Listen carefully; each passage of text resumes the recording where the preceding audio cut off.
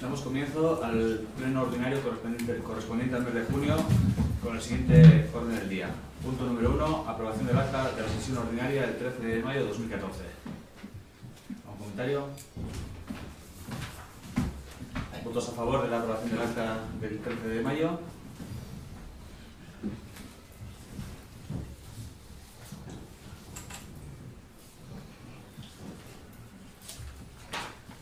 Punto 2. Resolución de alegaciones presentadas en el expediente de investigación y resolución sobre la declaración de la titularidad pública del terreno situado pegando al camino público del barrio Manzarbeiti, entre los caseríos del barrio y la ermita de San Isidro, parcela 18B del polígono 34.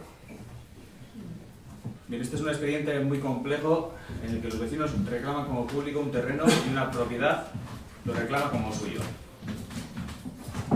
Como antecedentes tenemos unas escrituras de una propiedad delimitada por uno de los puntos cardinales con un camino. La clave de este expediente es definir cuál es el camino, si el existente en la actualidad o uno que pudiera estar enterrado bajo los rellenos de la autopista. También tenemos un catastro antiguo que no coincide con el actual, en el que se grafía el camino en cuestión y que no coincide con el catastro actual. Bien, también tenemos un relleno de material de la autopista que cubre todos los posibles indicios y unas testificales que en su mayoría aseguran la existencia del camino grafiado en el catastro antiguo del terreno en cuestión como una zona de uso público. Ante la complejidad del expediente se procedió a abrir un proceso de investigación para determinar la propiedad del terreno.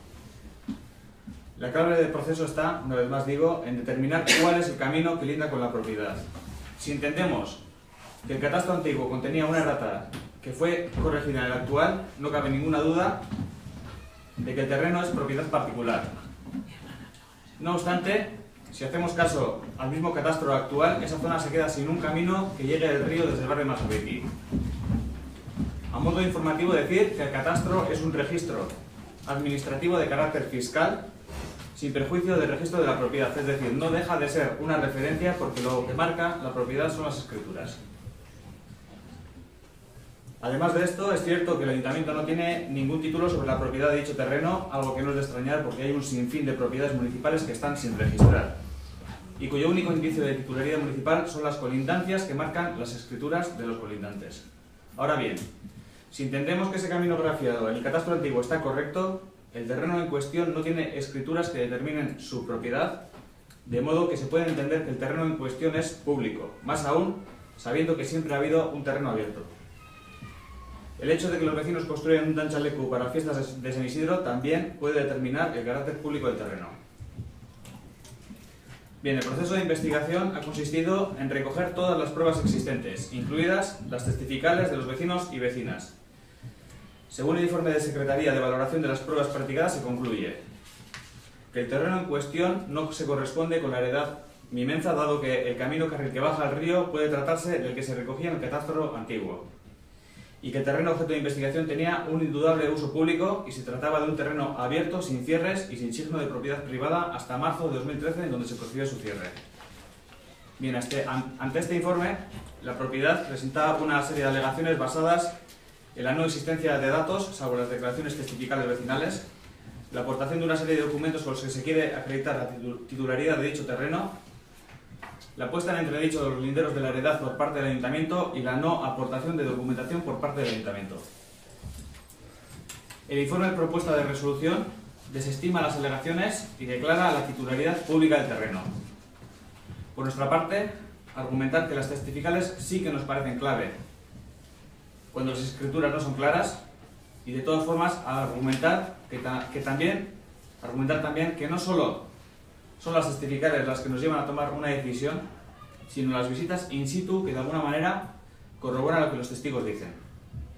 La existencia de una pared que podía hacer de lindero como habitualmente hacían las paredes antiguas, o la existencia de la pared en donde se realizó el dantzaleku, etc. La clave de este caso, por tercera vez, está en definir el camino que llevaba desde la ermita hasta el río. Y no tenemos ninguna duda de que ese camino al que hacen referencia los vecinos existía. Y de que la pared que actualmente se puede apreciar semienterrada es la pared que hacía de lindero.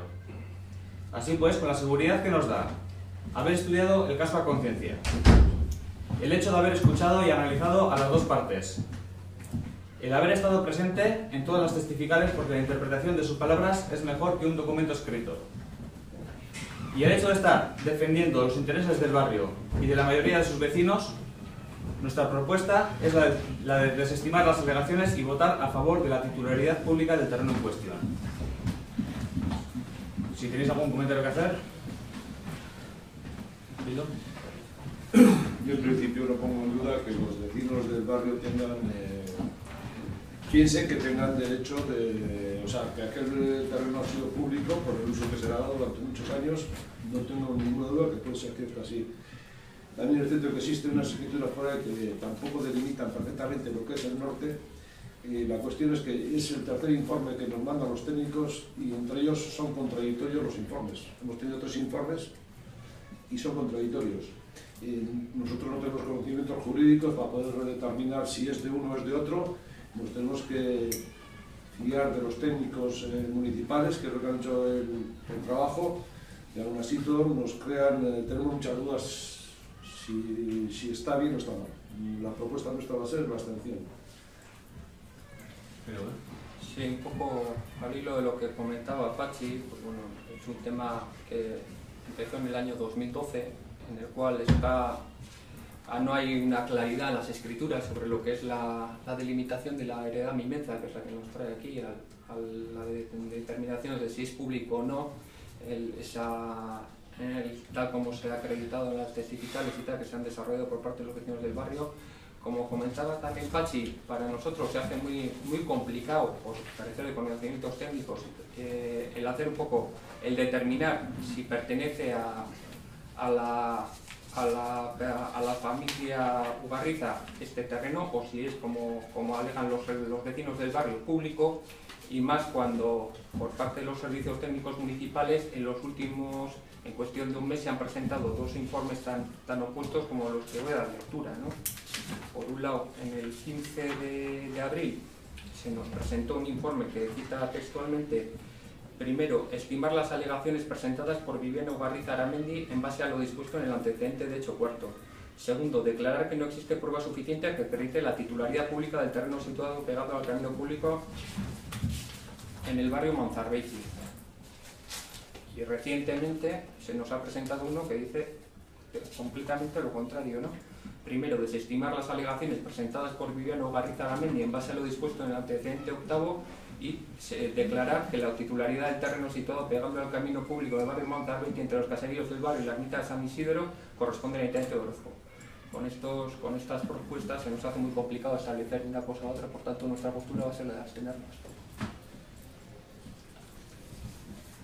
El fundamento de la contradicción está recogida en la segunda propuesta de resolución que se presenta y ya entiendo que la propuesta está fundada y es lo que voy a defender. Me ha costado muchísimos quebraderos de cabeza tomar una decisión y a la vista está, que es evidente en el expediente. Sí, nadie está diciendo que haya sido un tema fácil, mucho menos. De Muy hecho, el expediente yo mismo lo he analizado y es complejo. Me hace muy difícil determinar. Ya. No sabemos si es posible que los vecinos tengan razón, es posible que la propiedad tenga razón, es que no sabemos tampoco si aunque hay tantos informes contradictorios, pues se presenten ya contradictorios. No, hay dos que se... Anteriormente había uno. Ese es conforme con el actual. Una de las explicaciones, pues me las voy a saltarlas a mí. Antes de pasar a la votación, aclarar que tanto Begoña como Arcaich no van a votar, no van a tomar parte en esta votación, pues porque en las testificales tuvieron familiares directos, por lo cual, aunque no hay ninguna ley que lo impida, creemos que es lo más limpio que no voten.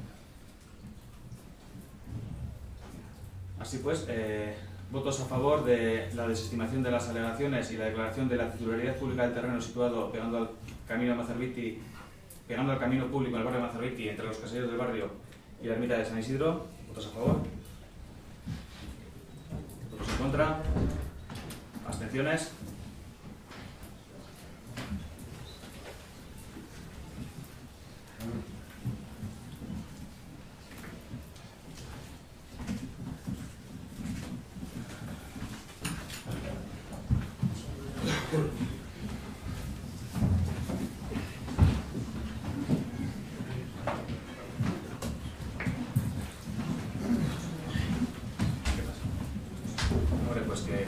rollo es difícil centrarse.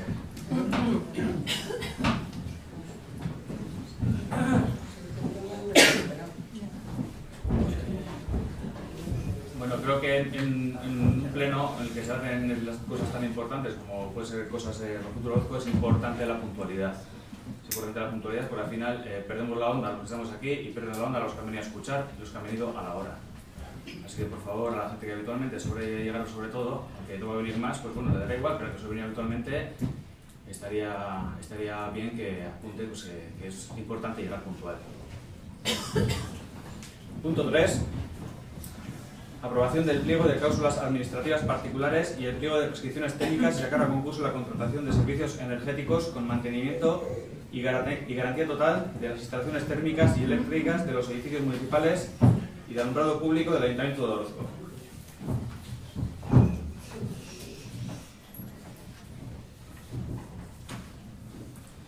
Bien, en septiembre de 2012 empezamos a analizar la conveniencia o no de arrancar con una contratación de este tipo, sabiendo el consumo que tenemos en energía y en mantenimientos que sobrepasan los 200.000 euros y viendo los obsoletos que están muchos de nuestros sistemas. Una empresa de servicios energéticos lo que hace es cambiar los sistemas de iluminación y calefacción por otros más eficientes, quedándose con los ahorros que generan esos cambios. Es evidente que lo más beneficioso para Orozco es que todas estas inversiones y todos los ahorros que todos estos cambios iba a generar los realice el propio ayuntamiento. Pero esta es la inversión que se requiere, que ni con las diferentes ayudas que se publican anualmente podemos realizar inversiones de impacto. De modo que decidimos dar los pasos correspondientes para llevar a cabo una contratación de este tipo. Así pues, se realizó una auditoría del alumbrado público del municipio y de los edificios municipales, y esta auditoría es la que marca las inversiones a realizar y el periodo de retorno de dichas inversiones. Se procedió a redactar los pliegos y tras muchas dudas y debates procedemos a traer a votación dichos pliegos pues, un año y medio más tarde de empezar a dar los primeros pasos. Bien, este es un contrato a 10 años que sale a un precio de 2.227.000 euros y en el que además se pide la adaptación a la normativa de todos los cuadros eléctricos de Orozco. La inversión a realizar por la empresa que gane el concurso será de 700.000 euros. Si tienes algún comentario que hacer. Sí, por mi parte, pues bueno, ya te facilitaré el texto, Marta, para que no tengas que tomar nota. Consideramos beneficiosa para el pueblo de Orozco la contratación de una empresa que preste el servicio de gestión, mantenimiento, mejora e inversión de las instalaciones térmicas y eléctricas de los edificios municipales y del alumbrado público. También quiero agradecer la respuesta que se ha dado desde la Alcaldía y por parte de Óscar Puche, técnico del EVE, a las preguntas y propuestas planteadas por EAJPNV para aclarar las dudas sobre los pliegos y mejorar en lo posible los mismos. Por otro lado, queremos recordar que desde EAJPNV se ha hecho siempre una apuesta por las energías renovables y prueba de ello son las calderas de pellet de colegio, piscinas y Ecualde que nos han hecho merecedoras del premio Bandera Verde. Creemos que es beneficioso para Orozco que por primera vez se aborde de una manera integral la gestión energética, el mantenimiento preventivo, la reparación de todos los elementos deteriorados, la mejora y renovación de las instalaciones que consumen energía y la inversión en ahorro energético y energías renovables. Sin duda es un paso adelante y aunque hay algunos aspectos que nos preocupan, como el precio de salida de 1.882.000 euros masiva del 21%, lo que serían 227.804 euros al año durante 10 años, la duración del contrato y las dificultades para hacer el seguimiento de un contrato de estas características técnicas tan complejas. Pese a estas incertidumbres, desde AJPNV tenemos claro que en el peor de los casos el ayuntamiento se quedaría como hasta ahora, pero la lógica del concurso de ofrecer una participación en los ahorros en el menor consumo de energía tras la intervención de la empresa adjudicataria y también que las obras que habría que ejecutar serán efectuadas a un menor costo por parte de la adjudicataria, además de una rebaja en el tipo de interés de la financiación de las obras a realizar, nos hace pensar que los ahorros que se pueden conseguir mediante el concurso para la contratación de la ESE pueden ser muy sustanciales. Por todas estas cuestiones, nuestro voto va a ser favorable a la aprobación de los citados pliegos. Bueno, simplemente aclarar que los últimos pasos que dimos a favor, bueno, en la redacción de los pliegos, es que ha salido una normativa en la que no se recogen los incrementos de precio. Con lo cual entendemos que tampoco las empresas apurarán tanto como preveíamos en principio.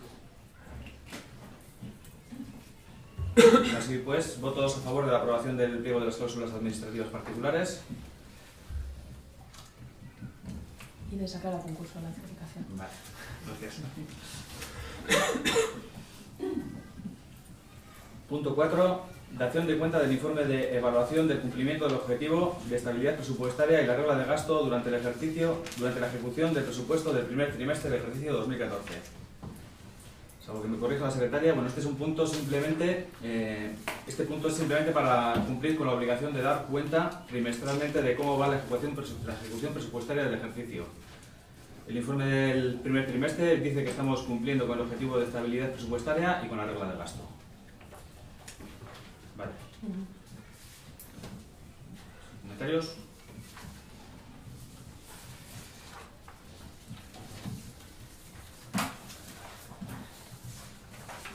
Punto 5. Dación de cuenta del informe de intervención ante la disolución de la sociedad Ubera y Concha S.A. Eso nos lo explica la secretaria, por favor. Bueno, he elaborado un informe con fecha 30 de mayo de 2014 en el que, bueno, tras un examen de la normativa que podría aplicarse al caso o que, bueno, pues que podría afectar, concluyo que examinada la normativa se observa que la ley no recoge el caso concreto que nos ocupa y que no hay obligación expresa legal de que se consolide. Bueno, el informe se relaciona que a raíz de la disolución y apertura del proceso de liquidación de la sociedad Ubera y Concha, mediante acuerdo adoptado por la Junta General, las consecuencias que puede traer al ayuntamiento en cuanto a la obligación o no de asunción de la deuda de Zubiao como deuda municipal. Entonces, lo que digo es que examinada la normativa se observa que la ley no recoge el caso concreto que nos ocupa y que no hay obligación expresa legal de que se consolide la deuda de la sociedad con la del ayuntamiento al objeto del cálculo del nivel de endeudamiento a efectos de estabilidad presupuestaria. Pero ello hasta el momento en el que finalice el proceso de liquidación, momento en el que no hay duda alguna de que, tal y como dispone el artículo 27 de los Estatutos de la Sociedad, todo el activo y pasivo de la sociedad pasará al ayuntamiento. Sin embargo, apunto que ello no obstante y por criterio de prudencia, se considera recomendable que el ayuntamiento desde el momento de la disolución contemple el riesgo de tener que hacer frente al pago del préstamo hipotecario contraído por la sociedad, máxime si tenemos en cuenta que la tesorería de la sociedad se agotaría a mediados del año 2015, fecha a partir de la cual, si no se produce la venta de ningún activo, el ayuntamiento se verá obligado al pago de las cuotas del préstamo que se devengue. A ello hay que añadir la grave crisis por la que atraviesa el sector inmobiliario, que hace prever difícil la venta de los activos de la sociedad. Por ello, se considera razonable y prudente que desde el momento de la disolución se compute la deuda de la sociedad al objeto del cálculo del nivel de endeudamiento del ayuntamiento. El proceso liquidatorio podría prolongarse en el tiempo y obviar la situación que ya se sabe que el ayuntamiento va a tener que asumir no sería acertado. Si se tiene en cuenta la deuda de la sociedad en el cálculo del nivel de endeudamiento del ayuntamiento, este a día de hoy sería de un 68,98%. Dado que la Diputación Foral de Vizcaya adoptó como objetivo de deuda pública para el 2014 el 60% de los ingresos no financieros, de acuerdo con el Sistema Europeo de Cuentas liquidados en 2013, estaríamos incumpliendo el objetivo de deuda, por lo que, de acuerdo con la disposición transitoria primera, el Pleno tendría que aprobar un plan económico financiero para reducir el volumen del capital vivo que garantice el cumplimiento en un plazo máximo de 6 años. Asimismo, y al ser el volumen de capital vivo de operaciones de deuda a largo plazo sobre los ingresos corrientes superior al 60% y tener capacidad de financiación, habría que destinar el 100% de la capacidad de financiación a reducir el capital vivo, de acuerdo con lo dispuesto en el Decreto Foral 90/2013 de 25 de junio de fijación de porcentaje de reducción del capital vivo de operaciones de deuda a largo plazo. Es decir, que al ser la capacidad de financiación, en nuestro caso, superior al remanente de tesorería para gastos generales, se debería destinar la totalidad de este a la devolución de deuda. ¿Algún comentario? Sí, yo tengo una serie de preguntas por aclarar algunos aspectos sobre el informe que yo creo que es bueno que sean conocidos por todo el mundo, ¿no? Bueno, en primer lugar, comentar que compartimos el criterio de prudencia de la Secretaría sobre el impacto que puede tener, aunque no sea obligatorio, el tema de la inclusión de la deuda de Zubiao y Concha al encontrarse en proceso de liquidación dentro del estado financiero del Ayuntamiento. Pero bueno, consideramos que por prudencia es bueno tener que ese escenario que va a ser previsible y se va a dar en el peor de los casos a mediados del 2015, tenerlo en cuenta desde ya, ¿no? para empezar a operar y tener la repercusión contemplar la repercusión que puedan tener en los presupuestos municipales. Si hay algunas cosas que me gustaría que me aclararas, Marta. Antes de la disolución de Zubiao, ¿qué porcentaje de deuda tenía el Ayuntamiento y a cuánto ascendía? No te puedo decir el importe exacto, pero sobre el 4 o 5%. O sea, pasamos de un 4 o 5% de deuda a un 68% por la disolución de Zubior y Agricultura, ¿no? Y antes, cuando más o menos aproximadamente sabes cuánto era la deuda, ¿te suena? Vamos a estar hablando ¿El importe? Sí, 200.000 euros y pasaríamos a 3.200.000.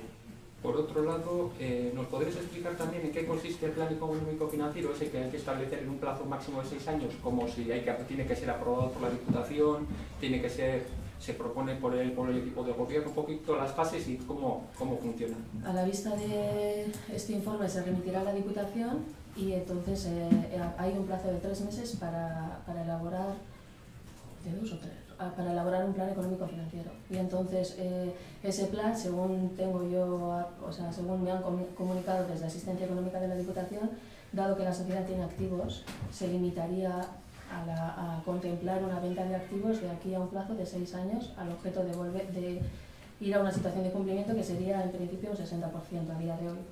Ese porcentaje lo fijan anualmente, o sea que puede ser modificado. Y la competencia para aprobar el plan es del Pleno, siempre bajo la tutela de la Diputación. ¿Cuándo empiezan a contar los 3 meses, Marta? ¿Desde que el momento que hace suyo la liquidación? ¿Desde que el liquidador presenta las cuentas o el estado de liquidación de la sociedad? ¿Cuándo empieza ese pistoletazo de salida para la elaboración del plan? Desde el momento en el que se constata el incumplimiento, pues hoy que se está dando cuenta del Pleno. Hoy, al dar cuenta, se habría la obligación de elaborar el plan en 3 meses. No hay obligación, perdona. Bueno, no hay obligación. yo recomiendo que sea... La recomendación de los servicios sí, técnicos, independiente de que haya haya obligación o no. Por otro lado, ¿cómo afectaría este plan a la capacidad inversora y a los presupuestos del ayuntamiento? Pues has dicho que en principio la lógica dice que el plan pasaría por la venta de activos de la sociedad, sí, por los solares, lo que las lonjas... Lo que pasa es que por otro lado afectaría, como he apuntado en el punto 6, en el sentido del remanente de tesorería, que habría que destinar todo el remanente de tesorería, digamos, todos los ahorros que el ayuntamiento pueda ir consiguiendo cada año tendrían que ir destinados al pago de la deuda. Si el porcentaje es superior al 60%, el 100% del ahorro, y luego ya en función, si está entre un 60 y un 35, un 50% de ese remanente tendría que destinarse a ahorro, y si está por debajo del 35, cero. O sea, si no me equivoco, lo que me estás planteando es que durante los próximos años todo lo que se podría dedicar a inversiones tiene que ir al pago de la deuda de Zubior, hasta bajar del límite del 60%. Todo lo que podría exceder, todo lo que podría ser remanente de tesorería para gasto general, todo lo que sería ahorro.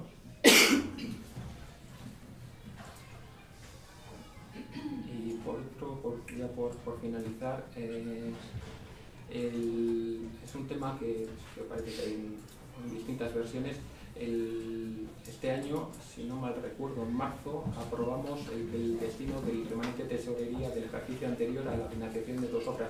Se dio comunicación de ello a la Diputación y de la posible situación de sobrepasar el 60% de deuda en caso de la disolución de Zubior y Agricultura, que no, entonces formalmente no estaba adoptada, pero sí se comunicó que este escenario era previsible. Sí, pero aún así, bueno, la situación real era la que era en el momento de la modificación, y entonces tú tampoco podías augurar nada.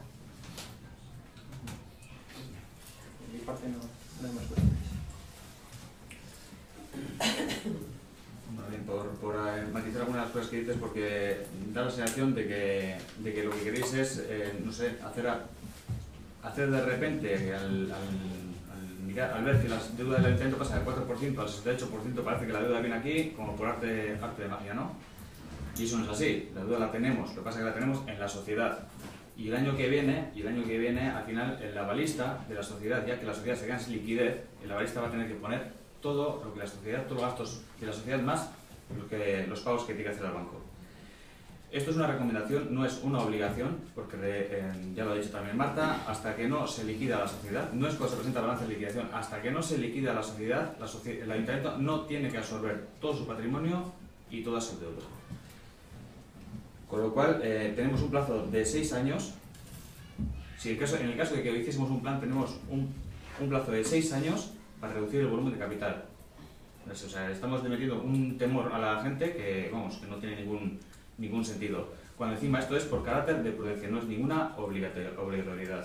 Y repito, que la deuda no viene por arte de magia, la deuda está ahí. ¿De dónde está? En el edificio de ahí arriba. Sí, bueno, yo las preguntas las quería plantear a la secretaria, que es la que ha elaborado el informe, pero bueno, ya que te has animado a responder, Yusuf, pues me gustaría seguir planteando algunas preguntas más.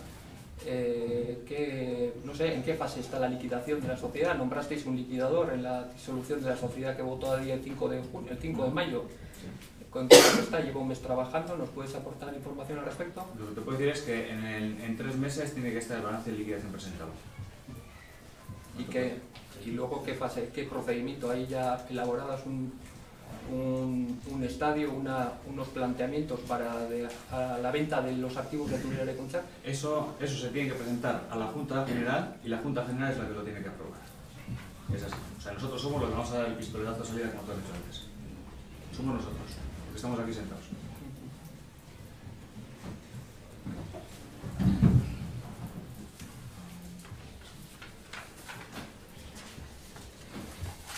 Punto 6, información del alcalde. Hemos metido este punto en el orden del día pues, para tratar 2 cuestiones.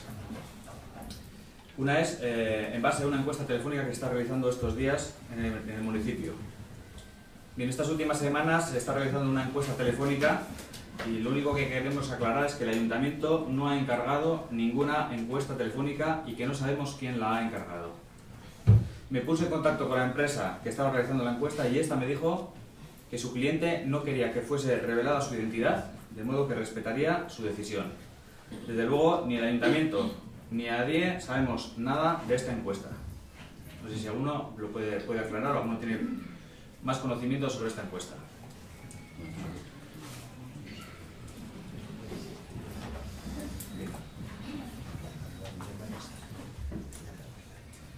El siguiente punto lo hemos metido en el orden del día.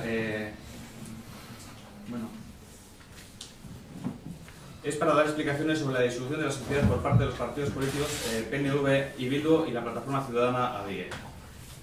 Bien, hemos incluido este punto en el orden del día porque los 2 partidos políticos con representación en el ayuntamiento han sacado una serie de comunicados que lo único que están haciendo es tratar de engañar y asustar a nuestros vecinos y vecinas. Creemos que este es el mejor foro para aclarar las diferentes posturas, ya que estamos representados los 3 grupos y cada uno podrá defender sus argumentos. En ADIE, desde que entramos al ayuntamiento, hemos trabajado para mejorar la situación de Zubiera de Eraikuntzak. Hemos intentado reconducir una herencia envenenada de 5 millones de euros de deuda.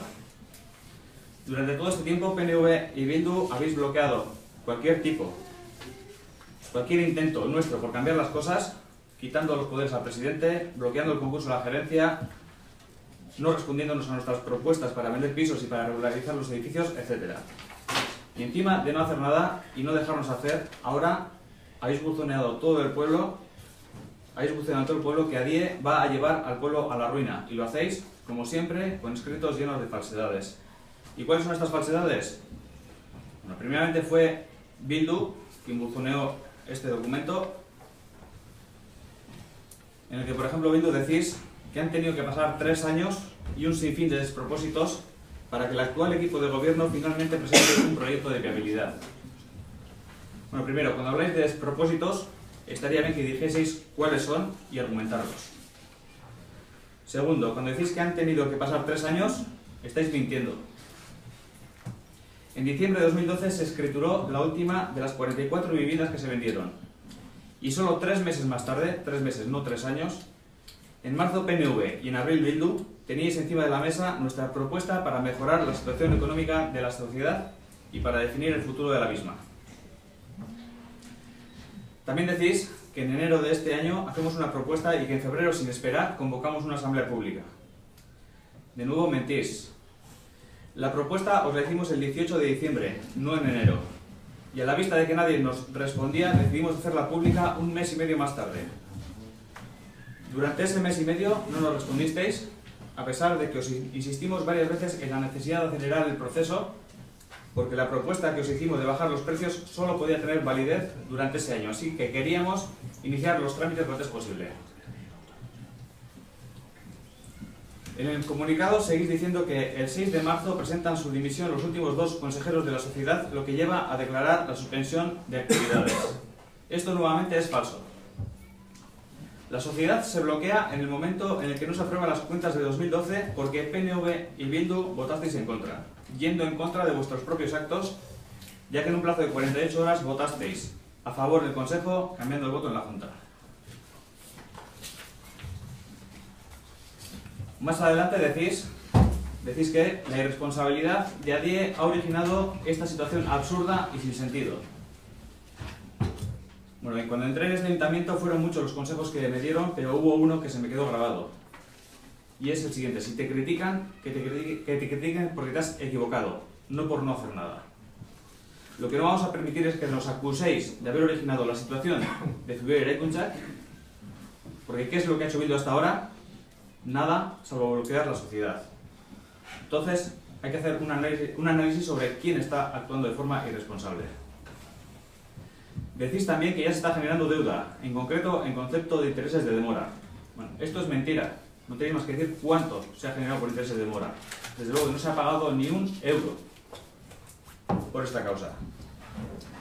También habláis de la situación catastrófica que podría generarse y de que la disolución de Zubiaur puede arrastrar al ayuntamiento a la quiebra.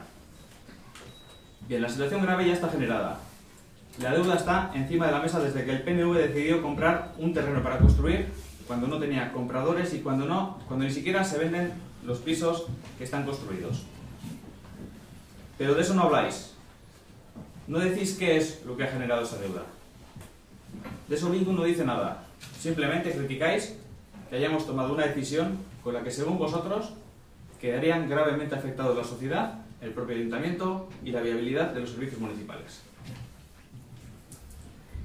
¿Tenéis acaso algún estudio económico sobre cómo queda Orozco tras la liquidación para meter el miedo en el cuerpo a nuestros vecinos? ¿Por qué no decís qué es lo que hubiese pasado si seguimos como estábamos? ¿Qué pasaría? ¿Qué hubiese pasado con la no disolución? Porque recuerdo nuevamente que el ayuntamiento es la balista de Zubiaur y Zubiaur se queda sin liquidez en 2015. Y a partir de ese momento, el ayuntamiento a poner dinero. Y repito, nosotros no hemos originado esta situación. Esto es fruto de una mala gestión que hemos heredado y que tiene unos culpables, con nombres y apellidos. Y si algo arrastra a este ayuntamiento a la quiebra, es la deuda que generó el PNV, no la disolución de Zubiaur. Y después de la disolución, buceasteis otro comunicado, en el que nos exigís que aclaremos cuáles son los verdaderos intereses que se esconden tras la liquidación. El motivo de la disolución es claro. Tenemos una deuda impresionante y no se venden pisos. La sociedad estaba bloqueada y en causa objetiva de disolución. Y durante 3 años hemos sido incapaces de acordar nada. Nosotros ya lo explicamos, pero a ver si sois capaces de explicar a los vecinos de qué guerra entre familias del PNV habláis en vuestro escrito. Más cuando decís que ADIE ha llevado esto hasta el extremo. EH Bildu no acepta que ADIE la acuse de bloqueo y de alinearse con el PNV. No lo aceptéis, pero los hechos hablan por sí solos. ¿Por qué acaba en el juzgado la contratación de la gerencia? Porque PNV y Bildu no quieren adjudicar el concurso a la oferta más ventajosa. ¿Quién bloquea la sociedad con su no a las cuentas de 2012? PNV y Bildu. ¿Quién retrasa la aprobación de los presupuestos del ayuntamiento hasta mediados de 2012? PNV y Bildu. ¿Quién vota que no a los presupuestos de 2012 en la primera votación por presuntas irregularidades que el Tribunal Vasco de Cuentas Públicas ha dicho que no eran tales? PNV y Bildu. ¿Quién hace una propuesta conjunta en el Areto para reflotar la sociedad sin decirnos nada? PNV y Bildu. ¿Quiénes no responden a nuestras propuestas? PNV y Bildu. ¿Quiénes quitan los poderes al presidente de la sociedad para que no tenga margen de maniobra? PNV y Bildu. ¿Quiénes se reúnen en el Batzoki, la sede del PNV, con la gerencia para impedir la contratación de ATES? PNV y Bildu. ¿Quién vota en contra de esa contratación? PNV y Bildu. Blanco y en botella. Así pues, por favor, no engañéis más al pueblo. Decís, por favor, silencio, decís que ADIE no ha calculado la repercusión económica que supondrá para el pueblo la liquidación. No sé, no sabemos en qué os basáis para afirmar eso. Eso sí, con lo que sabemos, está claro que no vamos a cerrar la Haurreskolak, ni el polideportivo, ni la residencia, ni nada por el estilo. Y eso ya lo sabíamos antes de la disolución, porque no hay ninguna ley que te obligue a asumir la deuda de Zubiaur hasta que la liquidación finalice. Ahora, ¿que vamos a sufrir las consecuencias de la tremenda deuda que hemos heredado? Por supuesto. Una deuda de ese tamaño no desaparece de la noche a la mañana. Y después hacéis en ese comunicado una serie de preguntas, pero hay una que nos parece muy importante, y es cuando preguntáis la responsabilidad que asumirá ADIE tras esa decisión. Nosotros asumiremos nuestra responsabilidad. No nos vamos a esconder de nuestras actuaciones. No lo hemos hecho hasta ahora. Y tampoco lo vamos a hacer. Si nos equivocamos, lo asumiremos. Pero ¿qué responsabilidad van a asumir tanto PNV como Bildu si no pasa nada de lo que decís que va a pasar? Queda muy bien pedir responsabilidades para otros y no asumir las propias. ¿Qué ha hecho PNV después de llevarnos a esta situación de deuda? Nada. ¿Qué ha hecho Bildu después de bloquear la sociedad con sus votos en contra a las cuentas de 2012? ¿Qué medidas ha tomado? Nos consta que no ha hecho nada. Posteriormente llega un comunicado de PNV, en el que decís que existe un informe de ATES que no refleja mala gestión. Este informe habla de plusvalías, habla del carísimo precio de suelo, etc. De la mala gestión hablan los números, 5 millones de euros de deuda. Explicáis que tanto EJ-PNV como Bildu expusieron su propuesta en el Don Iván Eretoa el 1 de marzo de 2014. Efectivamente, hicisteis una propuesta sin ningún número que avale la operación, sin presentárnosla a nosotros, pero eso sí, dejasteis claro también en esa exposición que no contabais, que no confiabais en nuestra propuesta. PNV y Bildu, si tan seguros estáis de que tenéis una propuesta viable, ¿por qué no la lleváis a cabo? Sois mayoría, al final. Pero no, lo que hacéis es dimitir 5 días más tarde.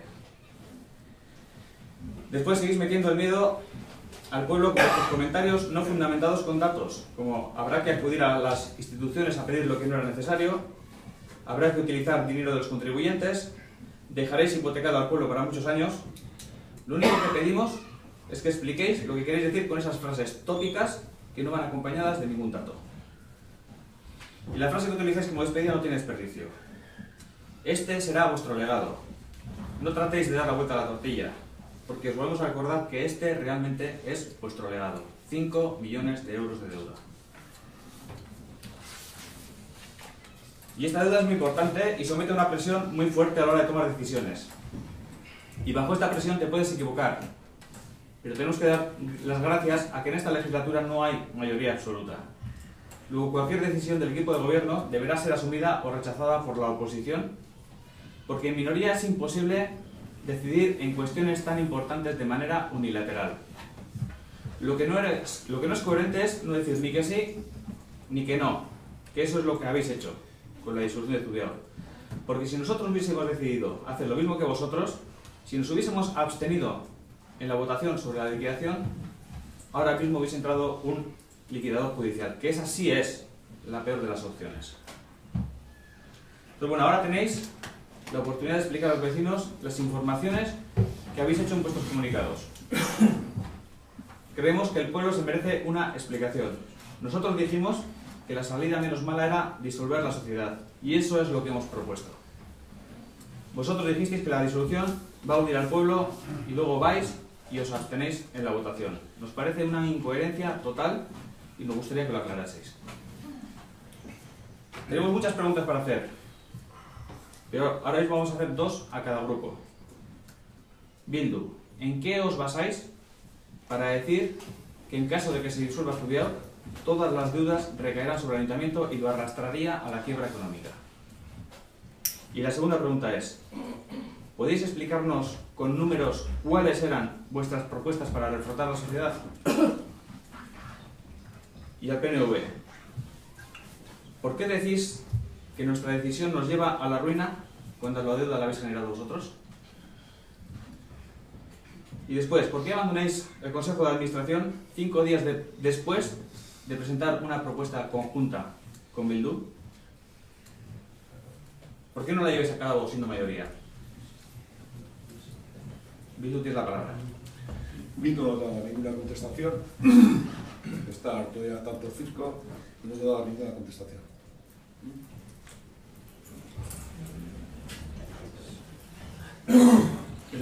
Por nuestra parte, pues bueno, yo creo que toda tu intervención, Josu, sinceramente ya no aporta gran cosa, son argumentos de sobra conocidos, no dan ninguna solución, no hacen más que verter más basura en el terreno del juego, no sirven más que para contentar a la parroquia de cada uno. Yo creo que toda la gente tiene muy clara cuál ha sido la postura y la trayectoria de cada fuerza en toda esta cuestión, en toda la gestión de Ciudad de Kunchak, sobre las consecuencias de la liquidación de Ciudad de Kunchak. Tú mismo reconociste que desconocías cuál era, salió en prensa. O sea, me sorprende que digas que lo tienes muy claro, hablas de 5 millones, luego hablas de 3, no sé, yo creo que sería bueno que hoy nos ha presentado la secretaria un informe cuál puede ser el escenario. Constantemente haces la alusión a que Bildu y PNV han obstaculizado, han entorpecido, nos han dejado gestionar. Yo me haría la pregunta a la inversa, ¿por qué será cuando en todos los pueblos de Euskadi Bildu y PNV están a matar, ocurre exactamente la inversa en Orozco? ¿Por qué será? ¿Por qué será? ¿No será que el equipo de gobierno tal vez esté haciendo algo mal? ¿No será que hay un exceso de soberbia, de prepotencia, de querer hacernos comulgar con ruedas de molino para que nos tengamos que llevar también con esos señores de enfrente? Cuando en todo Euskadi es casi químicamente imposible que hagamos nada juntos.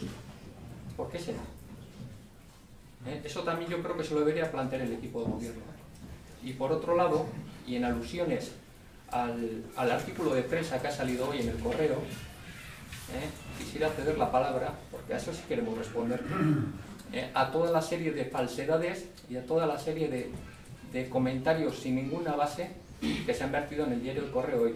Por otro lado, Marta, y aunque no, sí quisiera que constara en el acta toda la intervención, para que no parezca que queda sin respuesta a toda la serie de despropósitos que ha lanzado el alcalde, toda la intervención, toda la defensa de nuestro argumentario que hicimos en la Junta General del 5 de marzo, que te trasladaré, por favor. Es para no aburrir, como hace el señor alcalde, con 4 folios de argumentos que servirán mucho para nuestra parroquia, pero ya sé que absolutamente nada para otra.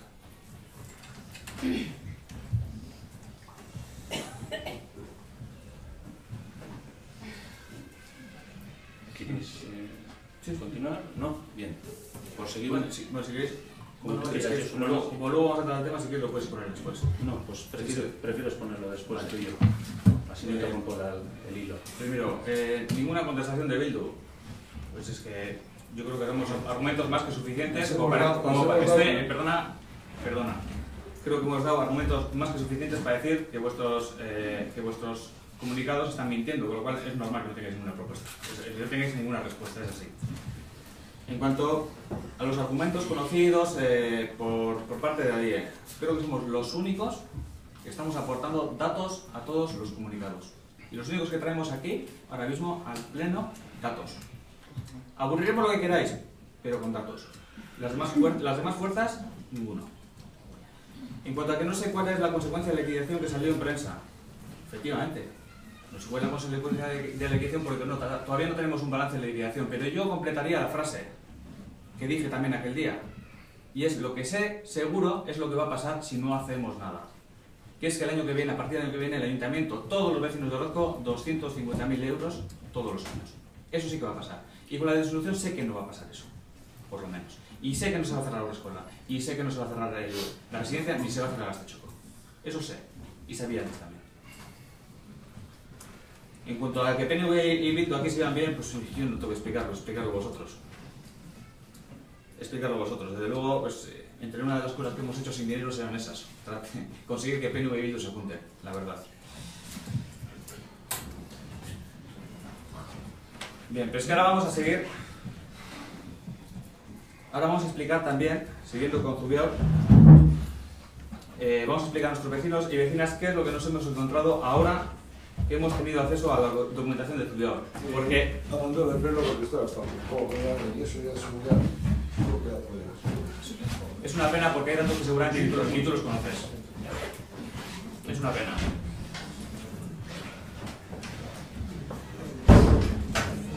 Bien, por favor, silencio.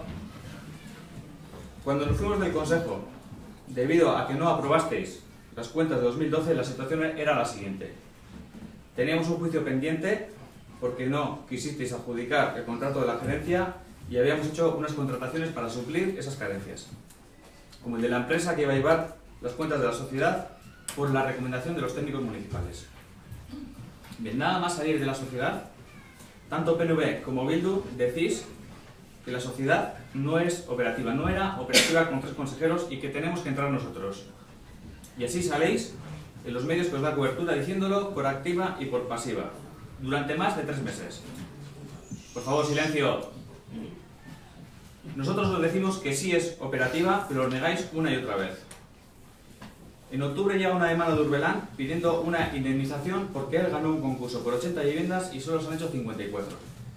El Tribunal Vasco de Cuentas Públicas ya dice que esa adjudicación fue irregular y que se tenía que haber repetido el concurso. Decidimos enviar a Zubeor un burofax en el que pedimos que los consejeros respondan a esta demanda. Casualmente, al día siguiente de recibir el burofax, resulta que la sociedad sí es operativa con 3 consejeros y empieza a funcionar de nuevo.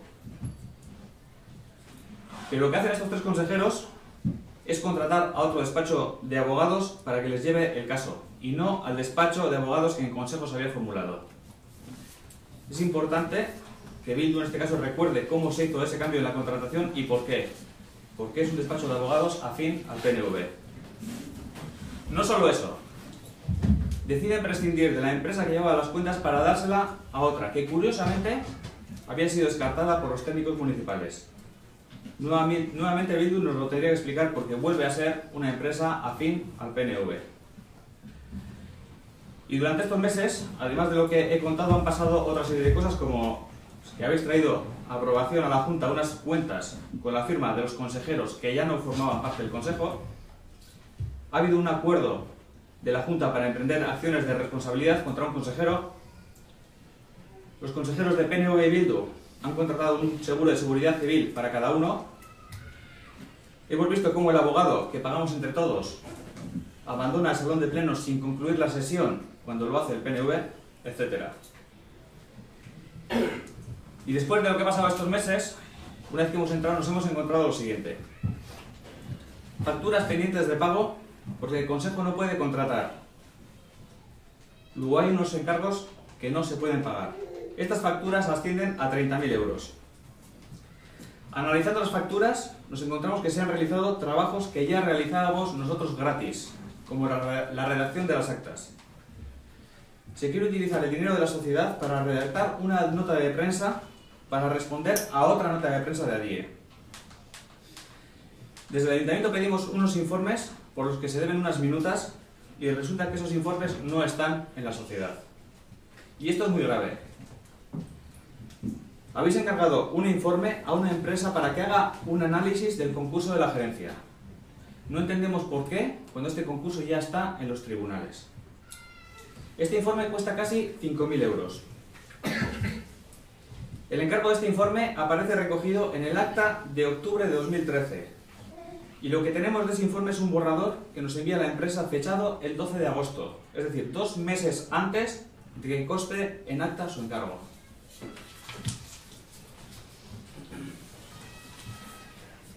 Pero lo más curioso es que no está el informe definitivo, a pesar de que la empresa que lo hizo nos ha dicho lo siguiente. Esto lo dice la empresa. El informe lleva una marca que pone borrador. Esto es porque normalmente llevo a mis clientes el informe con esta marca, se lo explico y luego retiro la marca. En el caso que nos atañe, recuerdo realizar la misma operación y una vez retirada la marca, imprimir el documento en la planta primera de un edificio que tenía actividad de aserradero en el municipio de Orozco. A dicha explicación asistieron tanto consejeros de la coalición Bildu como del partido político PNV. No obstante, el informe original se lo quedó mi cliente. Resumiendo, encargáis un trabajo que ya lo habéis mandado a hacer por lo menos 3 meses antes. La persona que realiza el informe